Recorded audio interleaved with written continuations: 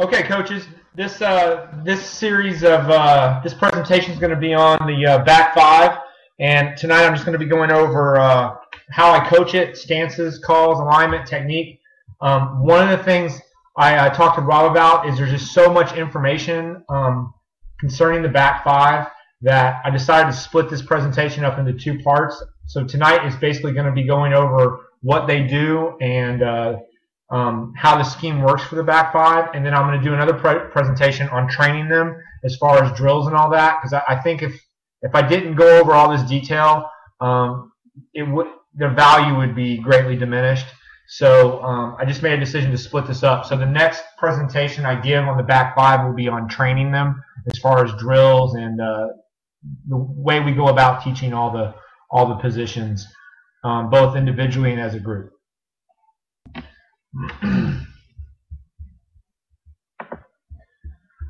So in the nutshell, the back five are really your best coverage defenders. Those are the kids that you're going to want to play in those back five.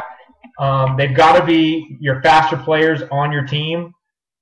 They've basically got to be able to rally the ball, and they've got to be some of your best tacklers.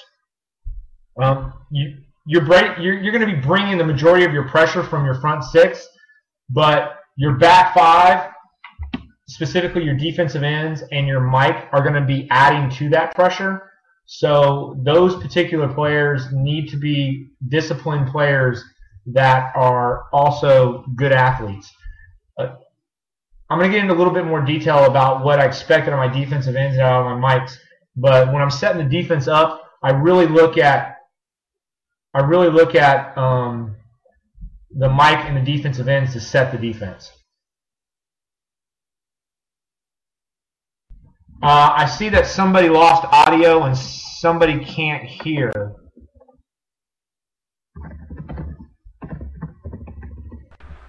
I can hear. I can hear you fine, Coach. Okay. Yes, I can hear you. Okay. You hear me, Kevin?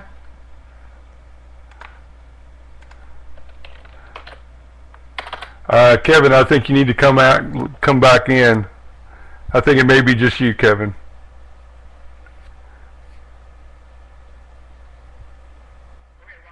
Okay, while Kevin's coming back in, I'm going to just go over the back five expectations. And a big part of the back five and the way I coach them is we've got to be able to stop the big play.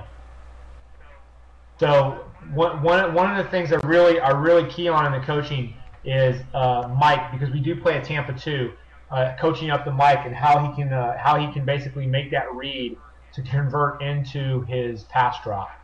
That's a big coaching area. The other area that I really key on in coaching is the defensive ends. So I always stick my two better coaches, or my one better coach typically coaches the linebackers. He'll be coaching the outside linebackers, the Mike, and the defensive ends as a group. And then when we break up into different units, I'll probably have him go with the defensive ends and Mike, because that position, those three positions are really key and central to this defense. We've got to stop the big play. That's the big thing. The sweeps and the vertical passes are the things that we want to eliminate. We want to force the offense to basically go down the field slowly.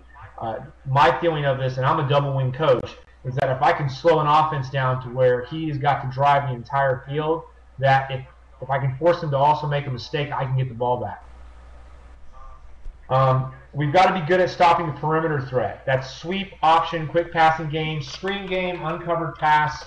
We have got to be able to stop the perimeter game. So we spend a lot of time on shooting the sidelines and the sweep triangle. And I'll go into how I coach that and how I get my kids to basically rally to the ball. In the nutshell, what we're looking to do is just play sound but very aggressive football. I want to get 10 athletes at minimum on the ball every time. If I can get 11, that's great, but one of those guys is a cap player, so oftentimes he's playing deep when he rotates, and he's not going to always get to the ball. But I do want 10 players on the ball, because I really think part of it makes his defense go is the Tampa 2 concept of gang tackling and rallying to the ball, get as many hats on the ball as possible. We create a lot of turnovers because of it.